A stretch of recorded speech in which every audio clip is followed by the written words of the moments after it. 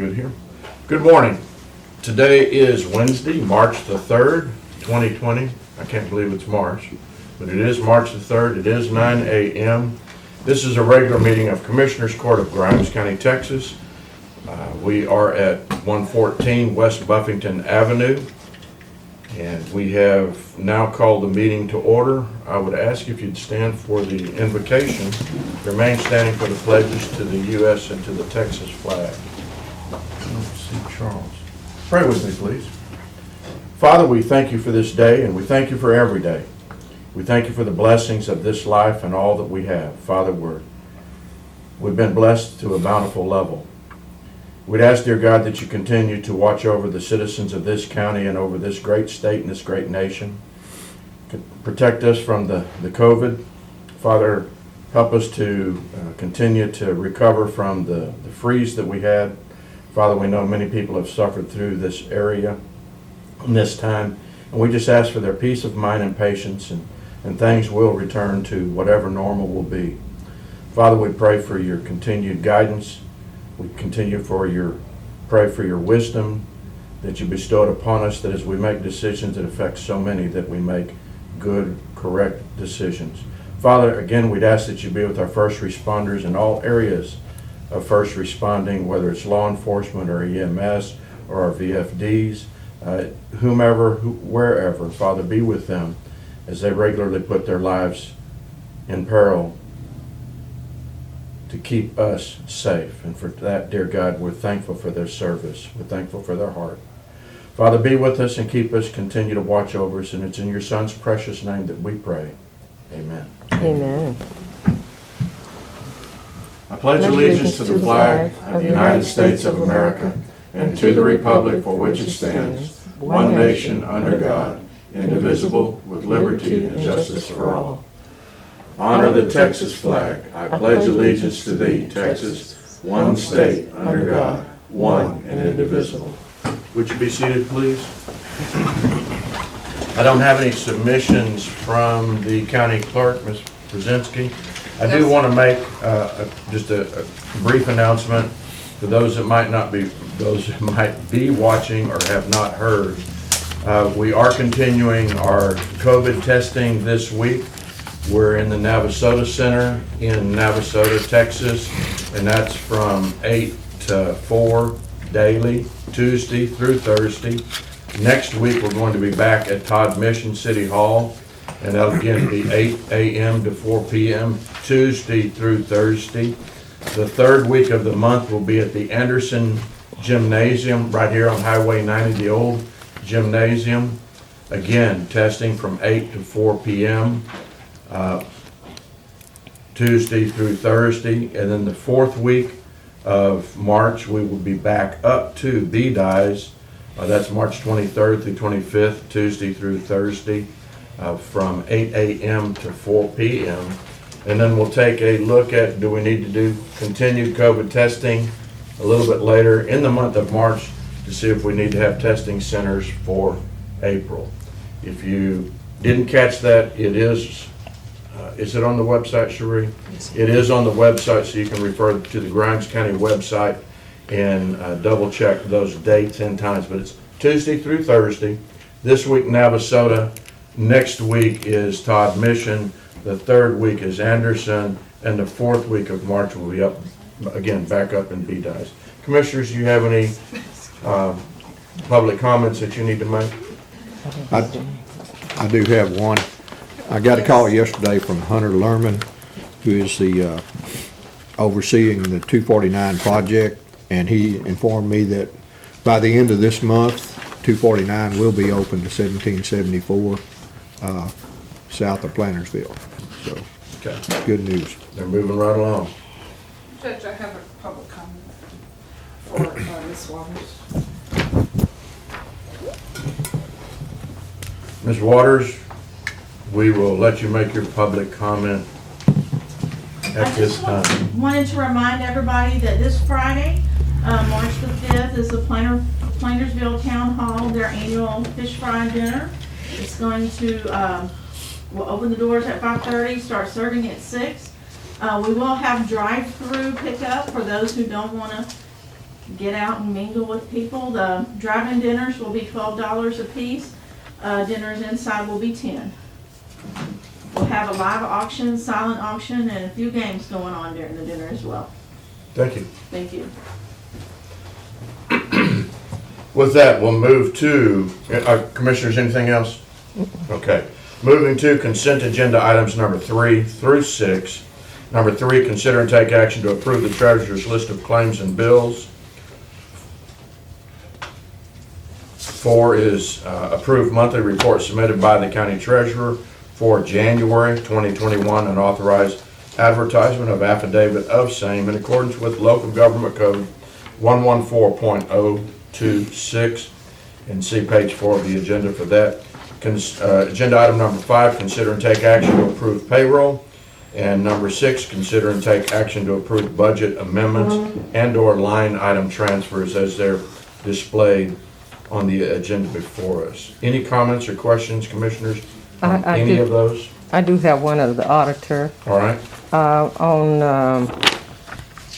line item transfer number 1 on the FY year 2020, is that deficit your audit you were talking about doing?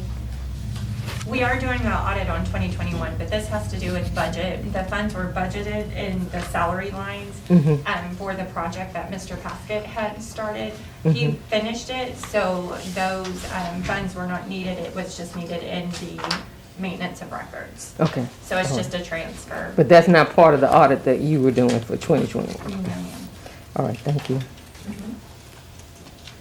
Any other questions, Commissioner?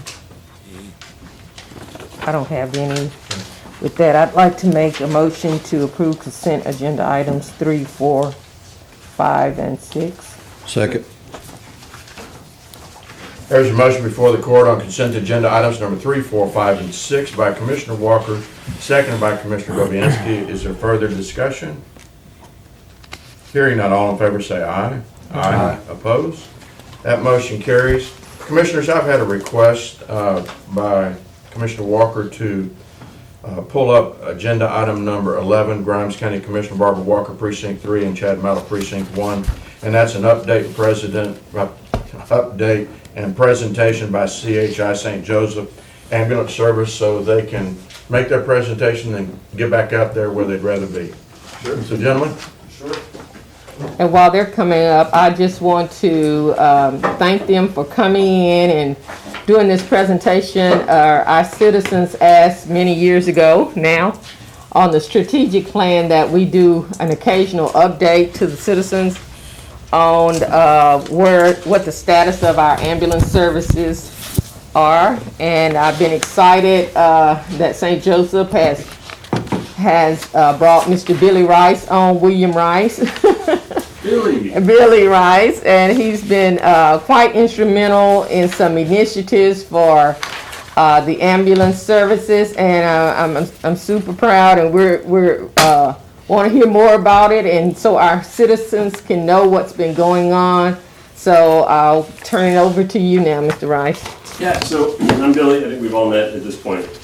I've been part of the Grimes County community for a long time. I opened the first year medical provider service that was in the Brazos Valley back in 2005 after attending A&M and so forth. So not new, but I took St. Joe's EMS about a year ago now.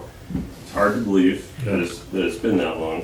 And I've got a lot of data here that's a very high level overview, and I just want to give the disclaimer that we go into great detail when we give these presentations at our quarterly meetings.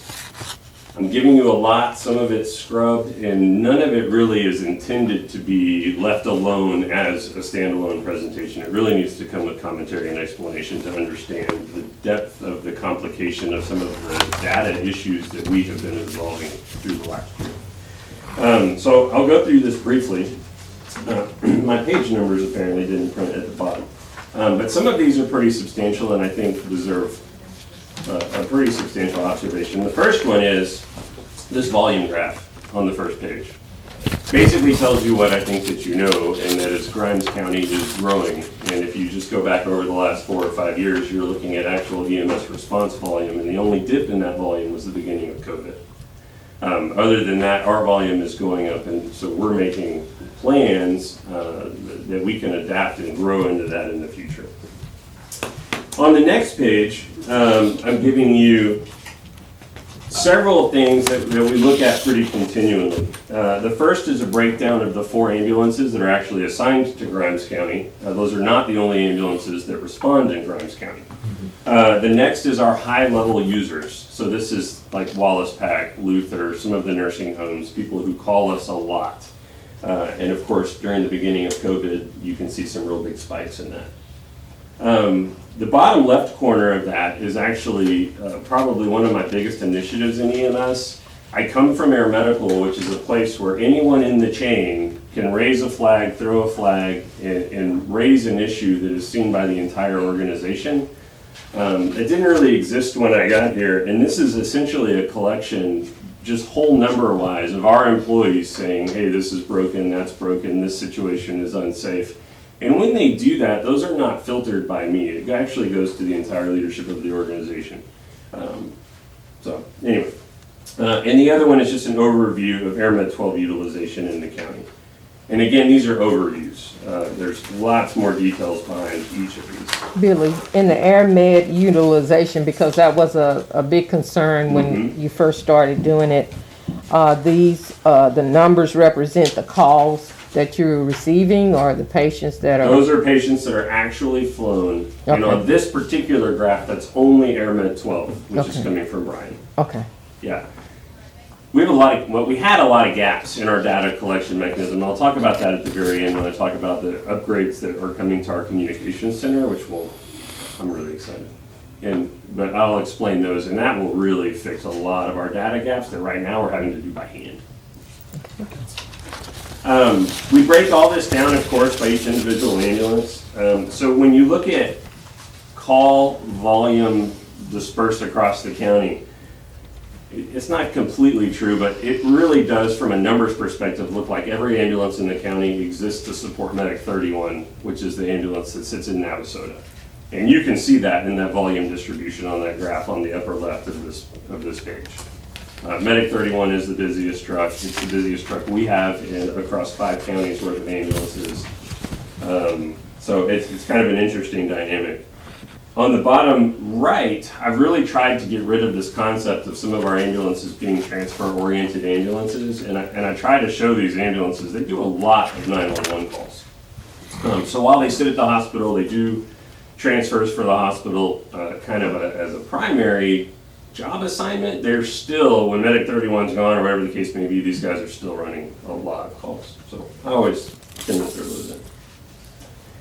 The other thing that we do, and then there's this page, which is we've come up with a system where our real objective is knowing when we have multiple days where volume is outside of our normal trends.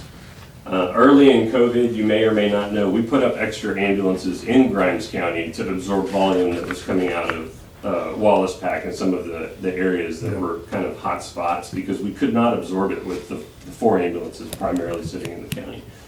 My dream is a system where after 1 or 2 days of volume that is considerably higher than normal, that I get a text message or an email or something automated that says, hey, EMS director, like, you have a problem in this area, and we should attempt to address it. Right now we're doing all of that by hand.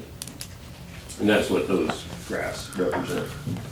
The next page is probably the single most important graph that I could give you as commissioners. It's this one with the yellow and red line. And from my perspective, we look at this weekly. This is the number of times that the county drops to only having 1 ambulance available or no ambulances that are currently available in the county. We often look at, kind of on the Todd mission discussion, we often look at the ambulances and consider them as if they're all in service all the time, which is actually almost never the norm. You almost always have someone on a call. And it's critical to me to know when our counties have no coverage. And so 9-10 months ago, we actually have systems now that if there's only one ambulance available in the county or there's none, administrative pages go out to the entire organization. Because we're a 5-county system, nothing exists in isolation. So that helps our field supervisors get ambulances out of the hospital if they're still dropping patients off. Or if we have administrators or supervisors who aren't in the county, they'll certainly move that direction and cover the area. Was there any particular instances because of COVID, y'all saw longer delays? Oh, okay, yes. Yeah, so that's a good point. So when we did EMS budgeting previous to COVID, you basically would say, from the time that a 911 call comes in, how long does it take until your ambulance is back available in the area that it's supposed to be? Once COVID started, if even in our own facilities, everything immediately took probably 45 minutes longer than it did before COVID because of the decon requirements of each particular ambulance. And by decon, you mean The decontamination? cleaning, yeah, the cleaning. If our ambulances left the Brazos Valley and went to anywhere, Conroe, Woodlands, Houston, Temple, anywhere that is much more urban, those times would go up by 1 to 2 hours. If trucks go to Galveston, to UTMB on TDCJ transfers, they'll get stuck down there for 3 to 4 hours, sitting at a hospital, unable to load their patient. And so that's put huge strain on our system. If you can imagine, if what used to take an hour, hour and a half to turn an ambulance around now takes 2.5, that one ambulance doesn't equal that one ambulance that it used to because it's just not here as much. So that's been a substantial challenge for us. Thank you. This next page with all the purple graphs is what we consider your mutual aid. So it's important to remember that we work as a region and as a system. And so this is showing times that the College Station ambulance came into Grimes County. And I think it's really important to also remember, and the graph's not going to show it well, that College Station ambulance is not just going to King Oaks. It's making numerous responses in the city of Navasota at times. And I never really saw that coming until it started happening. So we track all of those. We also track all of the Bryan ambulances that are coming, from our central station across the street from the hospital.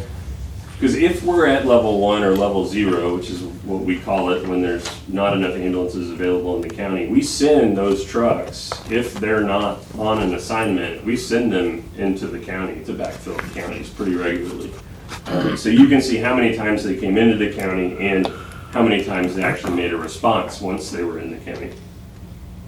And then same thing for Madison County. If 32 is on a call and we have 2 ambulances sitting in Madisonville, those ambulances will certainly respond down into the Bedice Iola area pretty, at least quasi-regularly.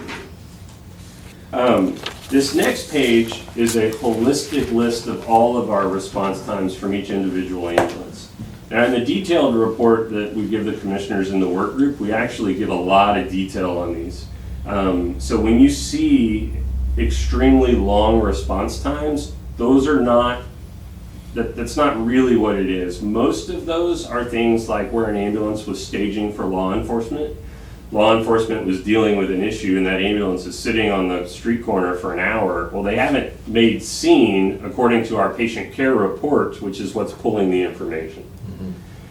So we actually break them down. When we do have instances, say, you've got Medic 33 responding from Stoneham to Bedice or Iola, which we try not to do. Normally it would pull an ambulance from somewhere else, but on those, we trigger every single one and try to see what we could have done in the system to help alleviate that. And it's also, I think, worth noting that when we only have 1 ambulance in the county, whoever that is moves to Anderson. So they come here to be more centrally located. Do you have an overall average response time? We do. I can pull it out of that information. I don't have it on us now. I think it's skewed because of Navasota. Sure. But it comes in around 12 minutes. Okay. And it'd be terribly subjective because, you know, depending on the distance you have to go. And Right. I get that. Yeah. And because there's a lot of variance from, And what we do actually is, in the back of this, and I wasn't really planning on going over this in great detail, but this is the data that we use to make an opinion on the Todd Mission, Stoneham, or where we put trucks in the county. These purple geographical areas are a 13-minute response from the dot that is that station. okay, So you can really see if every ambulance is at their station, you can immediately see what is within the 13 minutes and what's going to be considerably further. okay. So, and that kind of takes me into, I think, probably the most exciting part, which is some of the things that are happening in the future, if I can find it. And this is all worth noting. Now, I promised 15 minutes, so I won't spend too much. Our communication center is going through massive upgrades. So we've doubled the amount of staffing. All of them are becoming emergency medical dispatch certified. Our standard will be that paramedic in the ambulance will receive their communication from an emergency medical dispatcher on every standard. Within each ambulance, and my Tahoe is actually almost set up now, every ambulance now has cradle point modems that are running on AT&T and Verizon. So they are completely connected to the internet all the time. Even in the counties, where my cell phone on AT&T has no bars, I'm still able to make Wi-Fi calls from the Tahoe over the Verizon network or whatever the case may be. Cool. Every ambulance will be completely connected into the dispatch center. All of them will have mobile dispatch terminals in the trucks. So as the 911 call taker is taking the information, that information auto-populates to that ambulance in real time. Right now, everything is kind of district-based, and you'll hear that on the radios if you're ever scanning. Once our system goes live, everything will be geography-based. Like the computer knows where the ambulance is, it knows where the call is, it knows when the ambulance starts going to the call. Like they don't even have to say they're on the way, like the computer knows. When they arrive on scene, same deal. The computer knows where the scene is, it knows where the ambulance is. When the two meet, it says that the ambulance has arrived on the scene. And so that will streamline our communication across the board. The counties will no longer have to roll calls into Montgomery County for EMD information because we're going to process every single call to the emergency medical standard, both on the communication piece from dispatch to the ambulance as well as the assessment piece from the communication center to the 911 caller. So now, when that person calls, they're actually talking to a licensed medical professional that's under the direction of our medical control. So that's huge, and all of that is coming. All that's kind of wrapped up in the top. So the result of that benefit is the attendants that are on the vehicle get more of a medical Yes. information, so when they hit the scene, they don't have to figure it out? Right, yeah, there's an actual medical screening that occurs over the phone. It streamlines all of their information. They get it the exact same way every time. It cleans up a lot of things. The other thing that it then allows us legally to do is say your non-emergency lift assists. We make a lot of these, right, where someone falls, they can't get up or whatever, but they're fine. There's not an emergency. It then gives us the legal ability to send an ambulance non-emergency. You know, right now we're processing every call through a non-EMD call taker. And there's not a legal ability to screen these calls. And so we will then be able to do that. Excellent. Yeah, so super excited. Good. We've been working on switching the radios to the 800 radio system forever. They're being held up at a radio programmer, but they're all here. I'm waiting on programmers to do whatever programmers do, which apparently is a lot.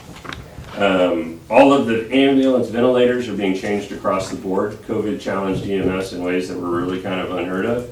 Moving intubated COVID pneumonia patients is one of the biggest medical challenges that we faced. So every ventilator on every ambulance is getting upgraded in a big way. Both frontline and our critical care ventilators. We're working with the city of Anderson right now, and I think we're going to pick up the keys today. That will actually have a supervisor based here in Anderson, at least at night when they sleep. We haven't, it's big enough for a supervisor, it's not big enough for a whole ambulance crew, but in the future, that's going to need to happen at some point. And then staffing, we're at a point where our current new hire class is all paramedics.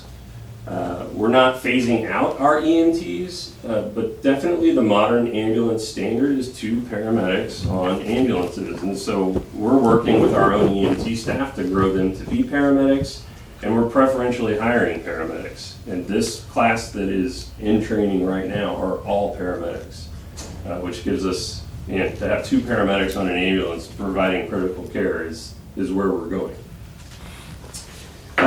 Lots of pictures of all of these things. I'm more than happy to meet, one-on-one or anything to help explain any of it. And then the last stuff that I provided you, and I don't really need to go through in great detail, but is information that we use to form an opinion on the Todd Mission Stoneham volume flux, and what would happen if ambulances were at different places, and it'd probably take me an hour to go through all of that. But you can kind of see some of the different things that would happen if ambulances were in different places. When you say that, are you speaking of the purple graphs? Mm-hmm. Yes, ma'am. Those are 13-minute responses. Mm-hmm. Okay. And I didn't even, does everybody know Kurt? So Kurt is helping us and Aaron, and he's a hospital administrator and the greatest person in the world. I work with Commissioner Walker quite often. We shared the sunshine yesterday. That's right. Nice. Had the pleasure of meeting the rest of the commissioners, but I would like to meet with y'all one-on-one at some point, and make sure that we're, the hospital and St. Joe's meeting the needs of your constituents in your areas, and so I'd love to have that opportunity. But I wanted to ask Billy if he wouldn't mind real quick sharing about the severe weather we had recently, how that did impact his operations, so that y'all know the I can do challenges that. we did face. Yeah, so I can definitely tell a few stories. So obviously everyone knows there was a storm that came through. I have a little place in Colorado, and immediately found myself in my 4Runner with chains on my 4Runner that, I got some funny looks, but hey, it worked. Our fleet, not so much. So we had huge challenges, especially at night, where the crews couldn't see. In Grimes County alone, we were probably towing 3 to 4 ambulances a night that either got stuck in people's driveways. We had one crew that got stuck off of 105 for about 7 hours before anybody, they were warm, but before anyone could get there. We've got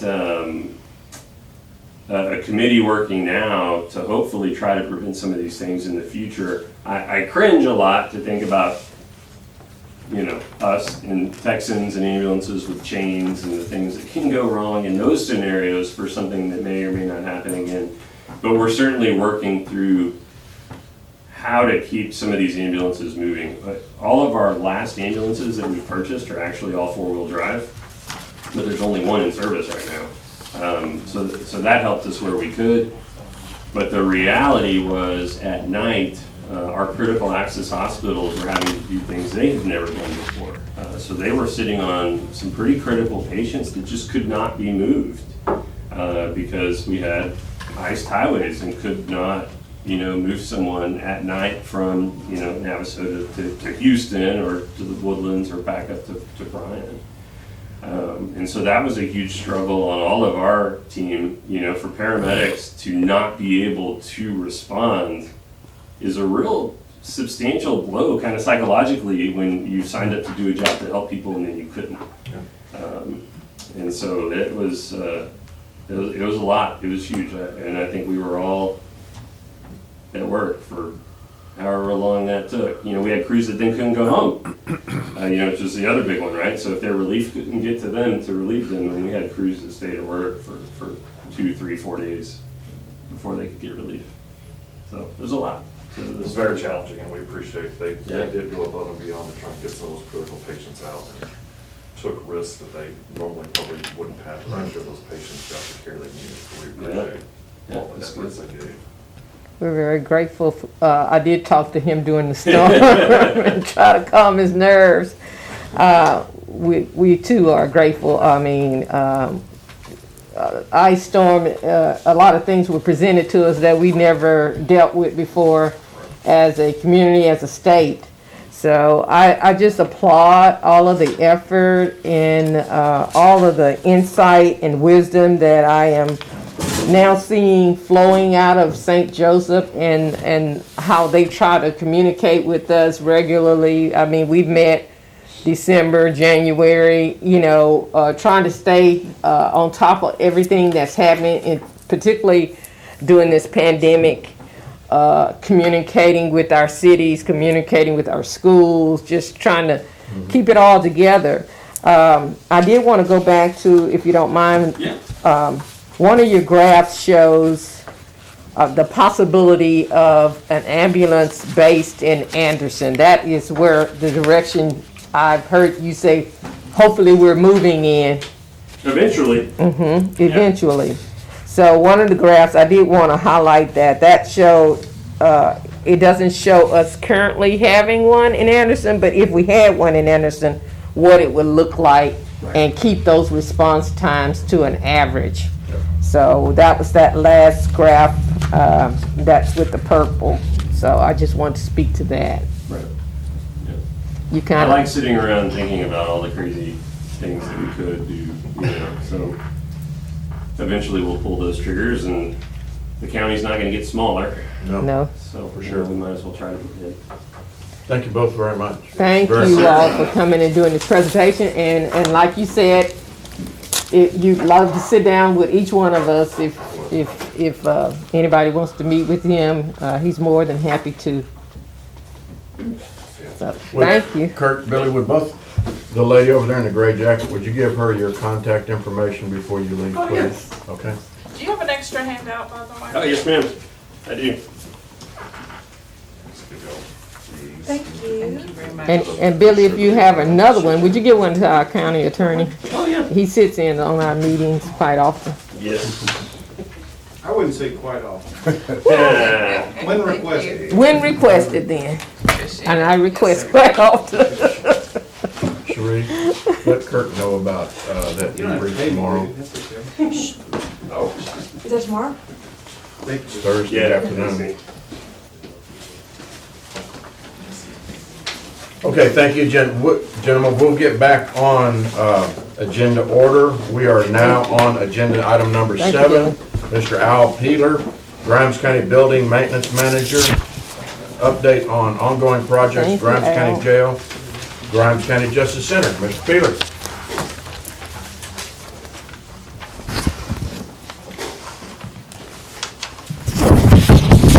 Thanks for coming. Yeah, Yes, sir.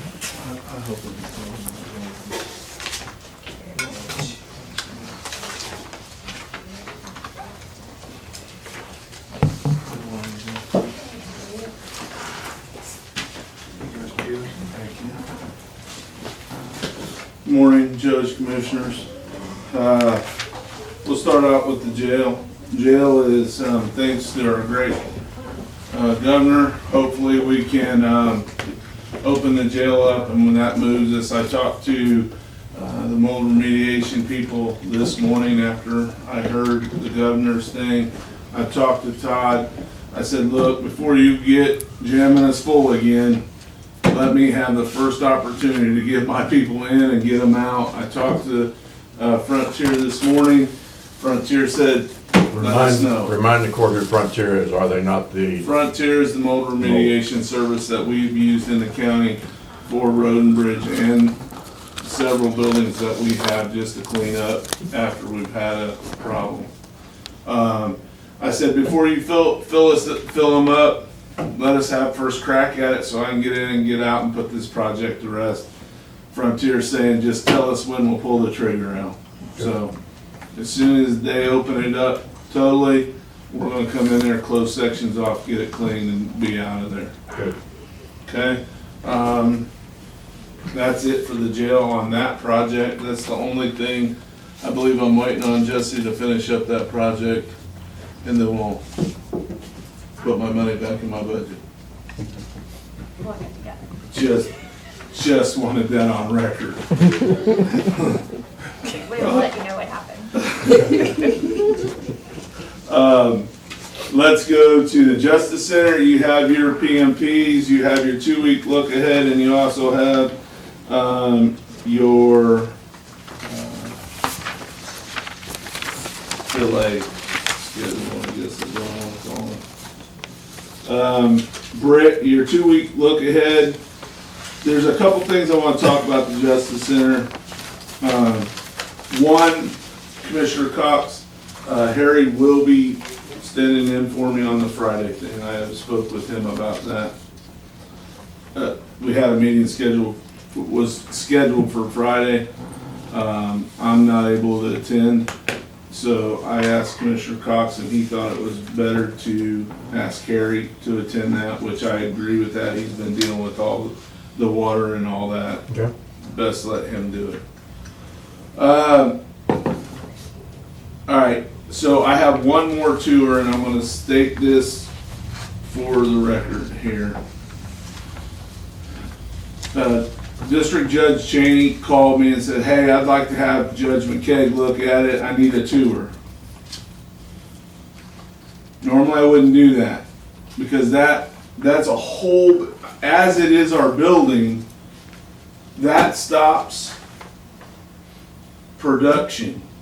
Every time we go in there, if we want to go into a room that they're working on, they have to pull out and stop so we can just look. Okay. It's got to stop. This should be the last one for a while. It also puts in Collier in a spot because they have to call their insurance company every time that I bring somebody new out. Like I'm on insurance.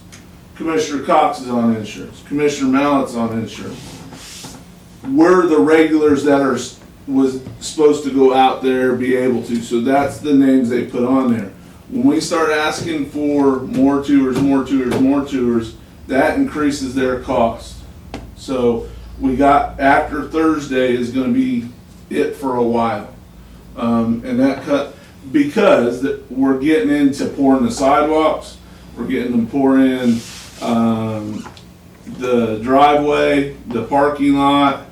So what used to be tropsing through the dirt and mud to get into the building ain't gonna be that way for a while because we'll have curing and that process. So I just want to bring that up. I didn't mind taking Miss LaFleur, our district clerk, or Tom, to our treasurer, to go. I'm sorry, I don't know your last name. Maynard. Mr. Maynard, our treasurer. Tom. Yeah, I just call him Daddy Warbucks. Yeah.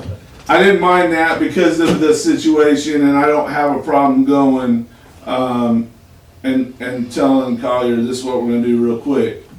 But we got to know that we can't keep just dribbling in because it takes time for me, it takes time for Collier.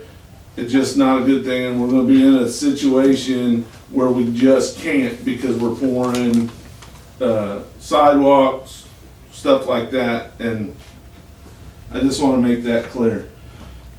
You can see our inclement weather delay law. I think that's going to be upped again because we had 2 days. We are inside, but we are doing a lot outside. And when it gets nasty, they don't want, because they're at fine grading on the parking lot, they don't want a lot of trucks and all that because they're trying to get it poured. That's going to be up, I think, next month because of that. Our 2-week look ahead, we are doing the paving, dirt work, site utilities. I'm just going to put Entergy on blast, I guess. They rushed me. They worked me for a week or 2 weeks, me trying to find out how to get them paid in full. So we can be on schedule early March to get power. It's early March, and we hadn't heard hide nor hair. And then they go, well, with the weather, we have a lot of people on overtime. Oh, so then the next time we call and say, hey, this is the second week from when we had to hurry up and get you paid.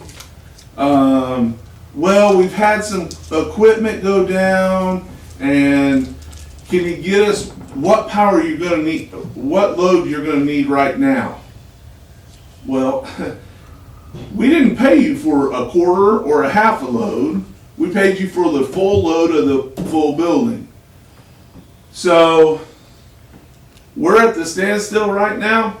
We're waiting on them. We're not even, from what me and Todd got the other day, Todd Tackett, the superintendent, we don't know if we're even on the construction schedule. Would it be of benefit if either one of the commissioners or myself give a call? If you know somebody from I'll call. Entergy, you heard this yesterday about the whole ordeal, Commissioner Cox. If you know somebody call somebody and I've got say, the hey, district managers, Somebody. if he's still working with them. we I need will to, call him. we need to tell them, look, we made arrangements. I mean, Commissioner Cox and Commissioner Mallett heard me whining for days saying, hey, can we just pay this out of contingency? Because you couldn't pay for credit card, you had to wire it, well, we don't wire it. And I'm thinking, so we rushed it along. Well, here we are. And I can say Collier has been doing this for 1 year with Entergy. As soon as we signed the contract, Mr. Tackett got in touch with Entergy, told them what we were doing, blah, blah, blah, blah, blah. And it seems like, and we're coming into a critical point right now where finishes is gonna stop because of no power, no way to run. Commissioner anything. Dobianski says he has a contact there, so. When did you send them the money? The 7th Of February. February. I'll call them as soon as we get out Isn't here. that's correct, right? I believe that's, yeah, it's around that day if it isn't that. Okay. I can check, I got the email, but at this point, Collier, me, we don't know what to do. I did everything they've asked and now it seems like they just keep making excuses. Interior walls, they're two-sided. We're starting to float and tape. The blue top parking lots, south, east, and I believe they're working on the north. Now, we got 190-degree chiller pipe to put in. The fire sprinklers are just about to be done. Dirt work, we're stabilizing the soil on North Park, but I think that's already been done.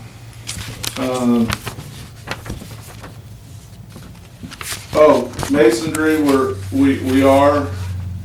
The backside's good, and I know I was in there the other day, and the prisoner transport hall is done inside, and it looks great. Besides that, everything's going like it should be going. Any questions? Just for you, Commissioner Dobianski, if you're gonna call, the invoice number that you might have to reference is 7000130, and I'm thinking that was on the 9th? No. Yes, Yeah. I believe you're of correct. February. Okay, thank So you. it's rapidly approaching a month, even though February is a short month. It's We were still- supposed to have it at the end of this month. And I get it, maybe the snowstorm and all that put us back, but we're not even on, what we can tell, we're not on even any construction detail. And the amount, it's listed on your PMP report, is $7,331.67. They might want to know that as well.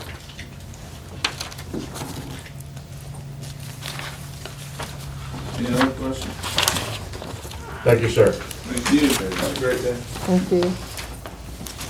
We will now go to agenda item number 8. Grimes County IT Director Greg Cannon. Andrew Duncan will be speaking on his behalf, but the agenda. Oh, never mind. Greg Cannon will be speaking on his own behalf. Agenda item number 8, consider and take action to allow IT to change cell phone providers for the county from Verizon to AT&T, realizing a cost savings of $2,016 the first year, plus one centralized bill and one company for support. Mr. Cannon. Yes, good morning, Commissioners. Good morning, Judge. My name is Greg Kent. I'm the Director of IT for Grimes County. I'd like to table this action because some things have happened since this has come up, but I would like to speak, if appropriate, to the subject matter of what this is about, to kind of bring you all up to speed on what's going on. You may, and we're probably more than glad to table it. You just need to let Cherie know when you want it put back on the agenda. Okay. I'm working with Todd Green. Back when all this started, we put the sheriff's office on the AT&T FirstNet. It's designed for first responders. They get priority access on the networks, et cetera. And the promise was back then is that we have to have 24/7 service no matter what the weather conditions. And AT&T promised us that would be the case. But we found out not too far into that last year when we had the bad weather that some of the towers suffered power outages and they didn't have power generators on those towers, so the officers lost connectivity. They promised this, they had rectified the issue, and come to find out during this recent winter storm, that was not the case. And Todd spoke with AT&T and come to find out that they have about maybe 50% of the towers on backup generator. So it's left us in a situation where Todd's officers, at times, depending on where they are in the county, are without coverage during severe weather situations. So we've re-examined it. I've been talking to Todd. We're thinking about switching back to Verizon. Verizon has confirmed with us that they do have power generators on all their towers in the county. Sent out a survey the other day to the officers, what kind of connectivity they were having. We had several that were like Todd that didn't have connectivity. For the most part, people did, but there are areas where people didn't have connectivity when the weather's bad. So we're trying to do a survey to see not only what kind of coverage we have with Verizon in the county. It sounds like they were here first. They've got the greatest coverage. And they've also come up with a plan, much like FirstNet, that gives first responders priority access on the network. I haven't talked to the Verizon rep. Todd has talked to him, and if he has any comments, he's feel free to speak up. But I think they assured us that they have a similar network for first responders. Verizon. Verizon, Okay. that's correct. And as far as billing costs, this proposal that I submitted here is that AT&T was going to give us credits for that first year. That's why you saw on the agenda today there'd be about $2,000 savings the first year. We think with our expert negotiating skills, we think we can talk Verizon into basically giving us the same pricing plan as long as we put all of our phones with Verizon. But Todd and I are both in the investigation stage right now to find out if this is the best move for the Sheriff's Department as well as for IT. We're looking for ways to better manage our cell phones. Right now, sometimes we have somebody that either lost a phone or we have to replace a phone or we have to migrate a number. Sometimes that's taken up to 5 days, and that's unacceptable. That should be a 5-minute process. So we're trying to look at some of those details. Plus, we think we'll be able to reduce costs because Microsoft entered the market several years ago in mobile device management. And because we're on the Microsoft Office 365, we can implement that with our phones at a minimal cost. Right now, we pay about $5 a month for Mobile Iron, which is a product AT&T uses, set up with us to mobile manage these phones. And Smarsh, the technology that tracks all the text messages on those phones, that's another $2. So there's potential we could save between $5 and $7 per phone if we switch to Verizon and we switch the mobile device management from Microsoft. How many county phones do we currently have in the mobile variety? How many do y'all have? About 40? We have 58 lines. 58 right now. But Probably obviously 16 of those are. Probably around 75 total. Yeah, there's somewhere in the ballpark of 75, 80 total. One of the things that you had listed here that kind of caught my interest was the centralized bill.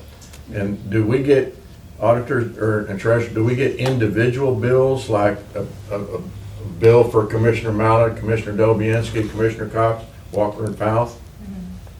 So we get individuals. It seems like if they had one bill and we paid one check, that'd be a whole lot easier.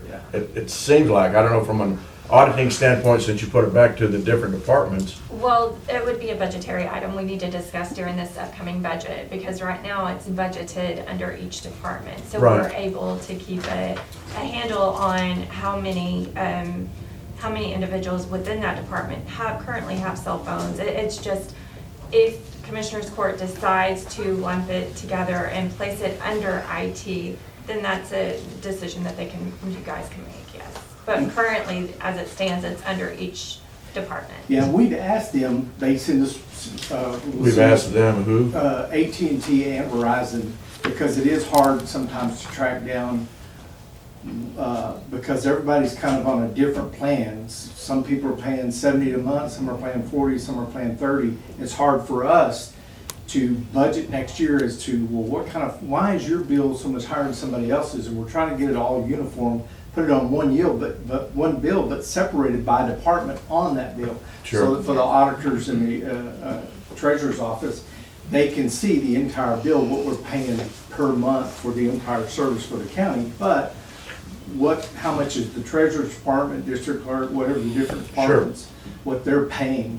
And so from my standpoint, it makes it easier for us if I've just got to call one company, deal with one sales rep, one technical guy from an IT standpoint. We really don't care who the carrier is. We just want good service from that carrier when it comes to managing the bills, swapping phones, et cetera. So whatever works best for the county, especially the first responder sheriff's office, we're fine with that as long as the cost is the same.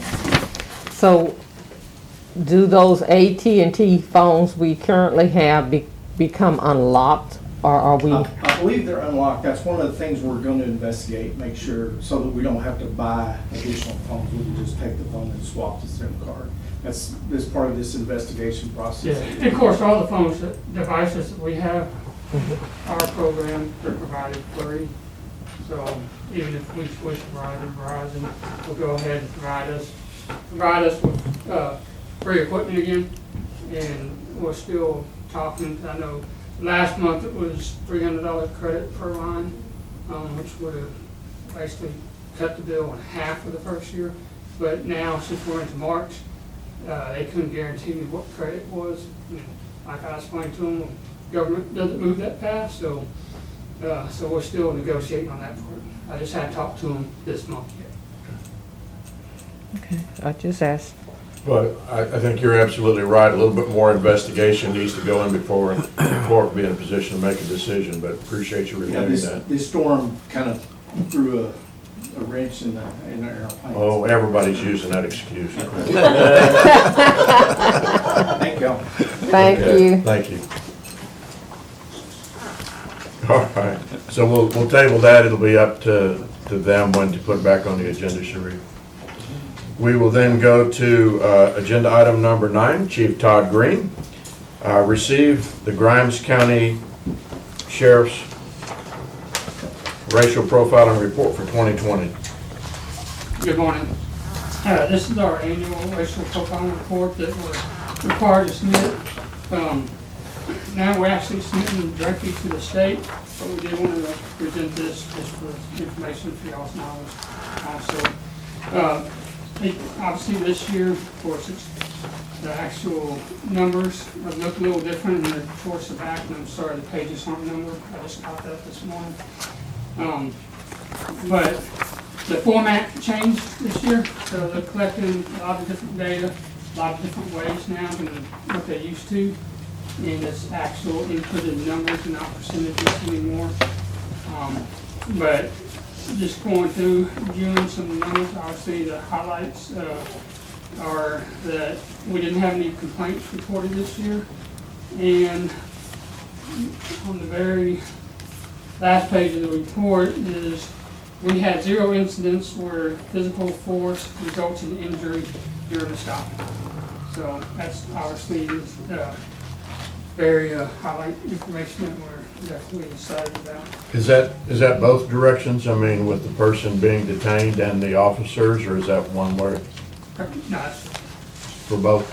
yes. Okay. There's no, so, it's good to see that, all that turned out to be safe on those stops. We had a total of 1,200 stops, this year. We spend a lot of time answering calls for services, so we don't have a lot of time actually on the traffic side. Looking through them, they're fairly consistent with some of our population count. There's a couple little areas we just gotta kind of do a little deep dive on that we're kind of noticing. But as far as warning and citation go, that's just kind of one area we gotta look at. The warnings, not necessarily so much. Actually, the warnings were pretty good. Citations, we gotta look at a little bit and go from there with that. Does your data include what occurs out of the constable's offices? No, so each department that conducts traffic stops has to submit their own report. Okay. And that, would we get one from DPS? Well, DPS will submit them to the state. They Okay, won't so have- we won't see No, DPS. Y'all won't see one. And same for game warden? No. Okay. So the only ones we should see from would be from our constables and from the sheriff's office. Correct. And then Okay. that's, obviously the constables, if they're engaged in conducting traffic, then a report was to be submitted. I said, there's been a bunch of changes in actually the report. Now we're actually submitting the reports directly to the state. I just know it's been a pretty addition always we didn't want to report in the county clerk's office on that. I don't know so much about Constable 1 and 3. I do know that Constable I know they Precinct. did submit a report Okay, to the state. okay, So now they submit one to the okay. Well, I Commissioner's Court is. had not seen one from them. I just want to make sure if we're required as a county to be doing the reporting, whether, if it comes to us, then we need to see it. If it needs to go to the state, I guess they're being Yeah, audited. we're required to submit a state, directly to Sure. the state. Yeah, okay. There's no action, does anybody have any questions? No, I think it's worthy of note to state what is said in the summary, and that Grimes County Sheriff's Office does not currently experience a problem regarding racial profiling practices. Very good. Thank you. Thank you, sir. Thank you. We will now go to agenda item number 10, Grimes County Tax Assessor Collector Mary Ann Waters. Consider and take action to approve the quote from CoFile for the restoration of tax rolls. See attachment number 10. Good morning. This is it's the quote they gave us for the next phase of the restoration of the tax records that they have that were getting restored. They're a contract through TechNest, and they contract through them, so we have to, they have to submit a approval to them in order to get paid. So I'm just bringing it to you today to see. And I have this money is already in my budget, was approved for 2020. Or 20, whatever, this budget year is 2021. It's in my budget this year. When these are done with this, does this catch you up? No. How much more do you have? I know, I think, I was gonna look at that before. I know that I looked in there the other day and the records, I think, start at 1909 up to about the 30s, into the 40s is what still needs to be done. Okay. But these 18 books that you're requesting take us from when to current? I didn't look at that final year. I can get you that information and send it to you, but it's still in the 1800s. I'm just Up to curious. early 19, I think it's about 1901, I think. I'm just curious because as we get closer to start talking about next year's budget, You know, we got the district clerk, we've got the county clerk, we've got you. Right. I don't know, Tom, have you found any records you wanna perpetuate? I have no idea. Okay, Well, well, when we originally talked about this, we talked about it being a 3 to 4 year project Yeah. to get it done. And this is the second year of it. okay, so you're looking at At maybe least 2 more years of equivalency, all right. These are the funds that we're auditing, so we asked no more future projects right at this moment until we can get a handle on Right, that audit. and these are dedicated funds, right? These are the restricted Restricted, ones, yes, so. but these were approved during, for this budget year. Yeah. So we're asking from this point to give us some time to finish. And these are county clerk funds, by the way. This is Fund 21, that, yes, records management, it's labeled county clerk and it's records management, but for years, the legislation changed, and so for a while, a portion of certain fees were meant countywide, Right. and they were being classified into this specific fund. Understood. So, yes, she is right, but the coding of those funds is what we are researching. Yep. I'm just looking into the future, are we one day gonna be caught up? Yes. Yeah, because I'm not doing any more. So once we Yeah. get them all You got done, more. there won't be any more to do. Now, county clerks will continue to have records to be, Oh, yeah, it'll be a Capture. perpetual Yeah. thing, for sure. But we don't know how much money actually belongs to the county yet, correct? Because That's y'all what haven't we are- finished your audit. Right, Okay. we're, yeah. So technically, it's not in her budget. No, it is for 2021, the court approved it because Right. at that time, but for any future ones that were not budgeted for 2021, we're asking to not approve at this time.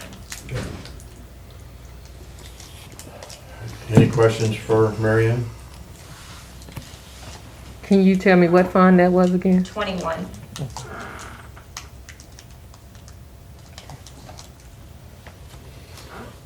I move to approve the quote from Profile for the restoration of the tax rolls. Second.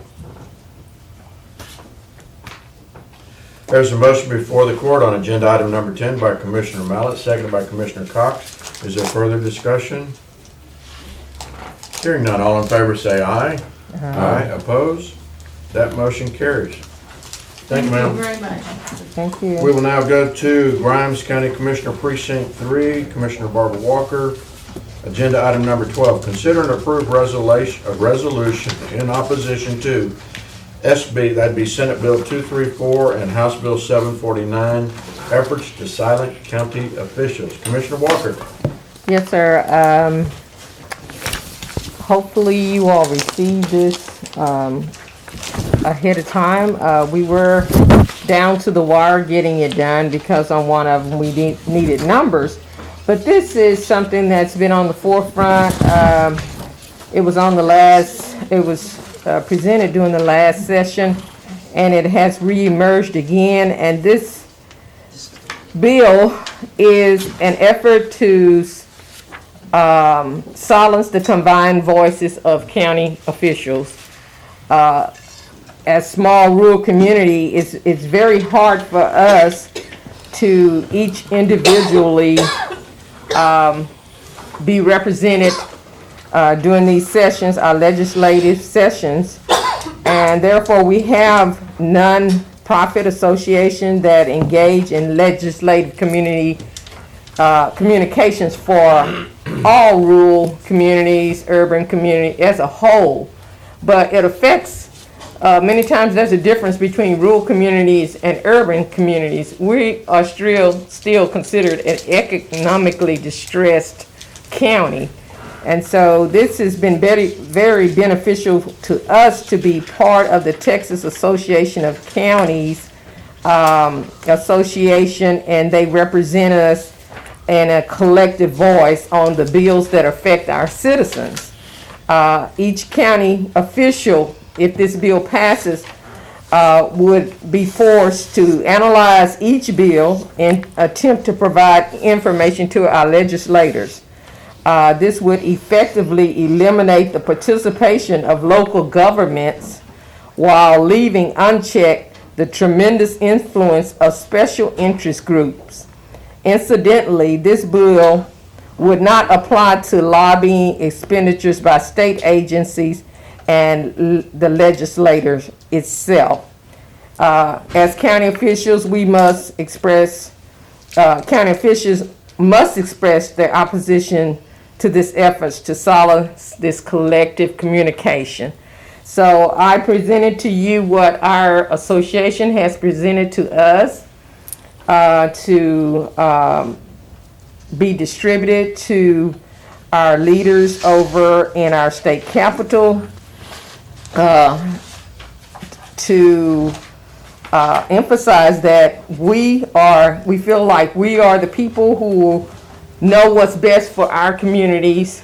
We can speak for our communities as a collective voice through representation. It's very hard for each one of us to be over in Austin doing the sessions. Absolutely. And in this time of COVID, particularly, we need representation. And so we did get information just yesterday on the update on this bill. I would ask that the Commissioners Court of Grimes County consider approving this opposition to State Bill 234 and House Bill 749, which is labeled efforts to silence county officials. And not only county officials, it's also working to silence city officials. Right. So I would just ask that you all pay attention to this and that we would pass it so we could pass it on to our legislators. I'd like to reiterate, you said, we were waiting on numbers, and one of the things that's so key, if this were to pass as a state legislature, then mandates to us, unfunded mandates, requirements that we must fulfill at our cost, we absolutely should have the right to have say-so and influence on that. When you say we can't all go to Austin all the time, that is absolutely correct. And with the number of bills that have been initiated through the legislature, Right.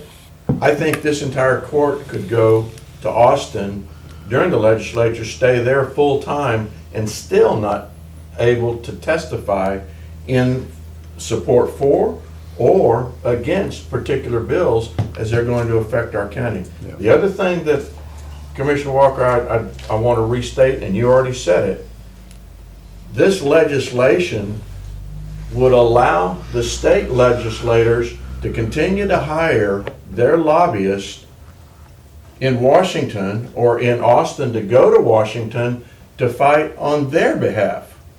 So that just doesn't muster up to me that they want to shut us up, as you say, the closest to the citizens, and they have the right to have lobbyists in Washington, D.C., and we paid lobbyists, and we don't have the right to, when we have the need, to get lobbyists. If you look at the numbers of counties, it's less than 10% of county budgets that is spent. And if you look at Grimes County, I don't know what the exact number is, but I would suggest it's less than 1% or close to that number. And our hiring of lobbyists is only our dues where Membership we dues. are associated with Texas Association of Counties, Right. with TAC. So to say that we can't even pay dues to an organization like TAC because they're going to lobby on our behalf, that's nuts. And I will personally talk to our state Senator Charles Schwartner and our representative Ben Lamont, and I've already talked one time, but if we get this through the court, this opposition proclamation, I think it's important, all of us, let them know where we stand, and our citizens also, because there's some lobbyists now advertising that this is a good thing, and I don't think it's a good thing. No, I it's not. appreciate you making sure we meet the timeline, Commissioner. Yes, sir. Comments from the other commissioners?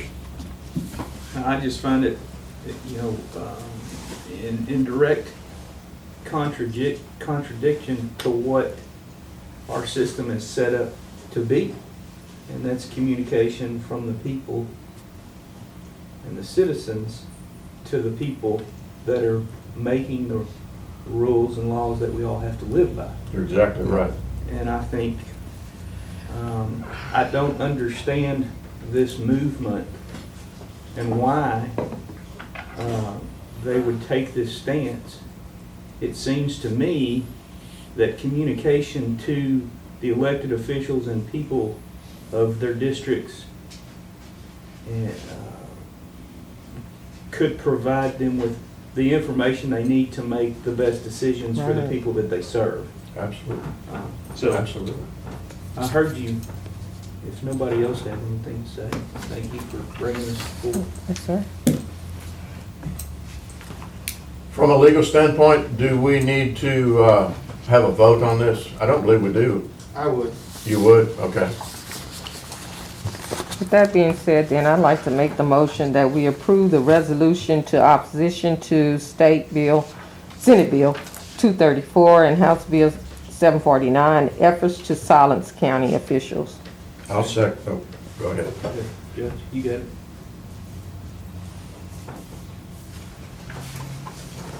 There's a motion before the court on agenda item number 11 from Commissioner Walker. A first, seconded by County Judge Joe Fouth. Is there further discussion? Hearing none. All in favor say aye. Aye. Opposed? Motion carries. Excellent. Consider and approve resolution, which is what we've already done on 13. Is that not No, correct? this is a different. Oh, you have a different one. I'm sorry. This is unfunded. Consider and approve resolution in opposition to unfunded mandates. Okay. Now, this is unfunded mandates that we typically see with each session Yep. being passed down from the state's portion becoming smaller, and the burden then put on the local taxing units. So I got with the auditor, which I appreciate her effort. I also appreciate our county attorney's office, Ms. Corey, putting this together for us. And we really wanted to add the numbers to support this resolution. And this resolution talks to the operation and the management of many of our various governmental programs that are required by law for us to do. But, we need the funds to do them also. And so we're opposing that they continue mandating things for us to take care of without the funds to follow it. I'd like to bring some of the numbers that we looked at. And this is out of respect to the auditor's office because they spent a lot of time pulling these numbers for us. But our county alone spends $213,832 to support attorneys in criminal cases. We spend $73,640 to support appointment of attorneys in child protective cases. $98,800 to support and maintain state prisoners in county jails pending transfer to the State Department of Criminal Justice. $1,760 to fund state judicial system, our state judicial system. $426,194 to fund the operation of the county central appraisal districts. $165,114 to support the services of the Texas Community Supervision and Corrections Department, which is adult probation and juvenile probation. $3,092 to provide office facilities, utilities, and equipment for our local Texas Department of Public Safety. These and other state mandatory services require $2,741,312 from the Grimes County taxpayers, which amounts to 16.77% of the county tax rate. So I'm asking that our Grimes County court send a message to our state legislators that it's time to stop passing the buck and start providing funding for these so needed services. It's not that we don't need the services, we need the funds to accompany the services that they're asking us to provide. Well, instead of passing the buck, they need to start providing the buck. Yes. Any questions on that resolution, opposition to unfunded mandates? I move that we approve the resolution in opposition to unfunded mandates. Second.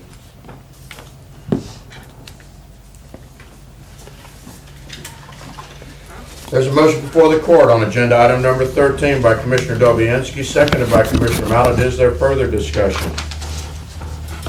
Again, I just want to thank Commissioner Walker for getting the documentation ready. As I mentioned to her, I scratched that off of my to-do list when she submitted them, so thank you. Is there any further discussion?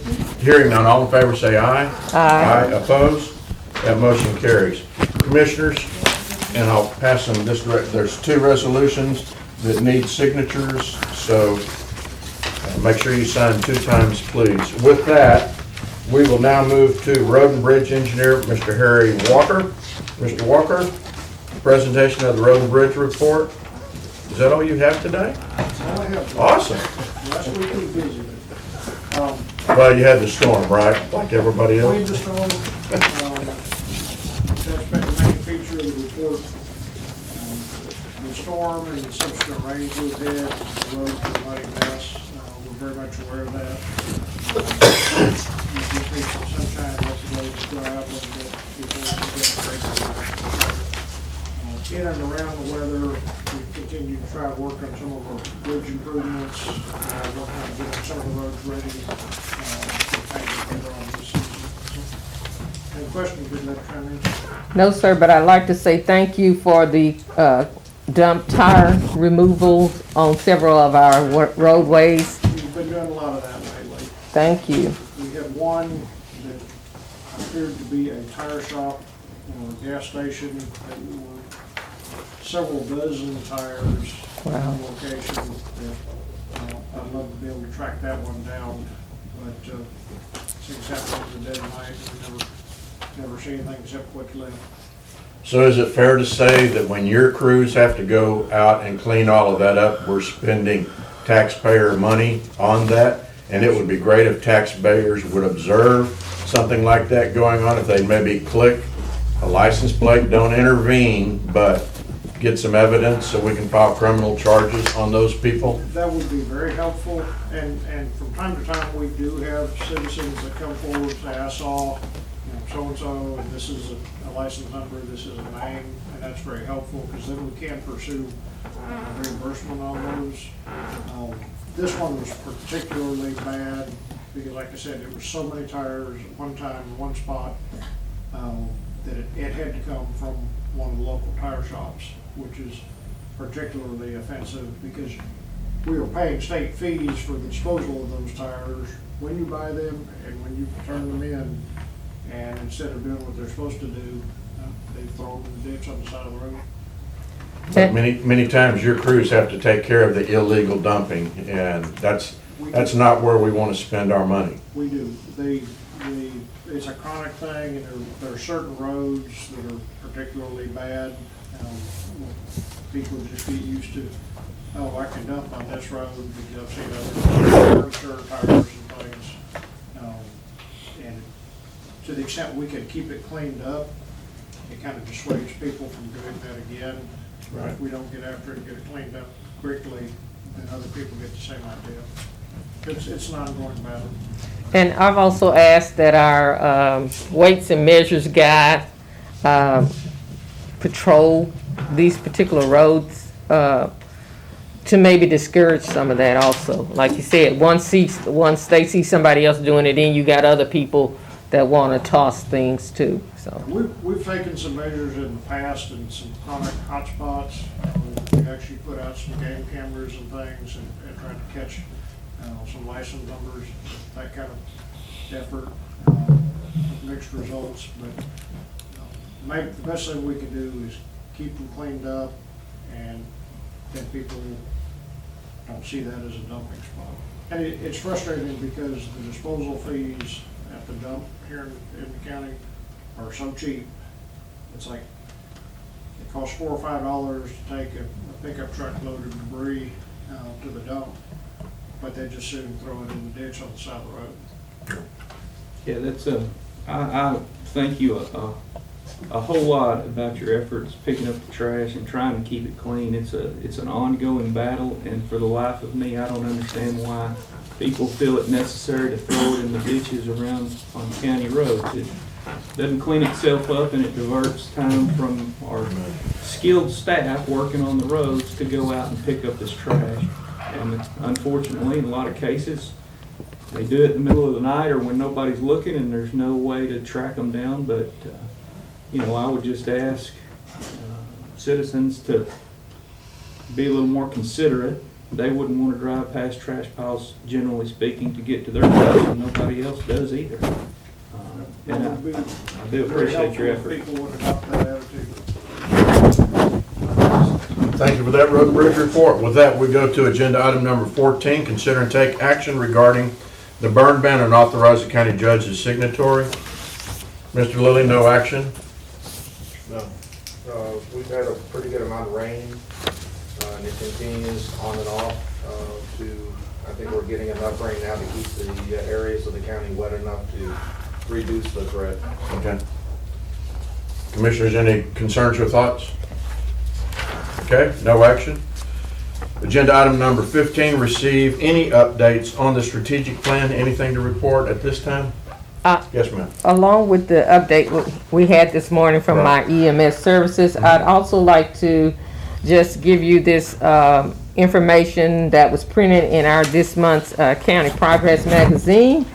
And the good news is that it extends the 1115 waiver till September 30th, 2030, which is good news. For further information, you can look up the website. It's down at the bottom of the page, but this is a waiver we have been operating under since December of 2011, and it helps fund indigent care delivery to our citizens.